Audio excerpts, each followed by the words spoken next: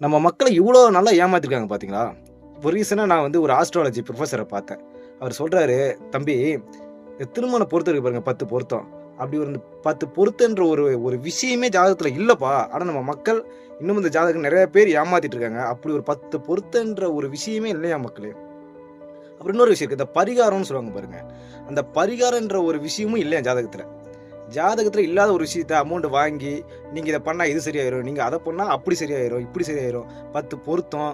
இந்த ஒரு அடிப்படையே ஜாதக அடிப்படையில இல்ல கண்ணு அப்படின்னு அந்த ஆஸ்ட்ராலஜி புரொஃபசர் சொல்றாரு. நம்ம மக்கள் எந்த அளவுக்கு முட்டாளாக்கி அவங்கள ஏமாத்தி, இப்போ நீங்க கேட்கலாம். அப்ப அந்த 10 பொருத்தம் சொல்றாங்களே, அதுல எப்படி வந்துச்சு அப்படின்னு கேட்டீங்கன்னா, காலப்போக்குல மன திருப்திக்காக நாமளா உருவாக்குனது. நம்மளா உருவாக்கி கொண்ட அந்த விஷயம் தான் அந்த 10 பொருத்தமும். அந்த 10 பொருத்தன்ற ஒரு விஷயம் ஜாதக அடிப்படையில இல்லையா மக்களே! புரிஞ்சுக்கோங்க.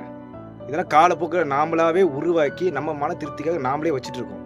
அப்படின்னு அவரு சொல்றாரு. நான் சொல்ல கிடையாது. இது உண்மையா இல்லைன்றது நமக்கு தேவையில்ல. ஆனா நினைவுல வச்சுக்கோங்க. உங்க மனசு உங்களுக்கு தெரியும். நீங்க எப்படி, உங்க பார்ட்னர் எப்படின்னு உங்களுக்கு தெரியும். அதனால கரெக்ட்டா வச்சு, கரெக்ட்டா பிளான் பண்ணி போங்க. எனக்கு தெரிஞ்ச ஆஸ்ட்ராலஜி புரொஃபசர் சொன்னதால, நான் அத உங்களுக்கும் சொல்றேன். மைண்ட்ல ஏத்திக்கோங்க.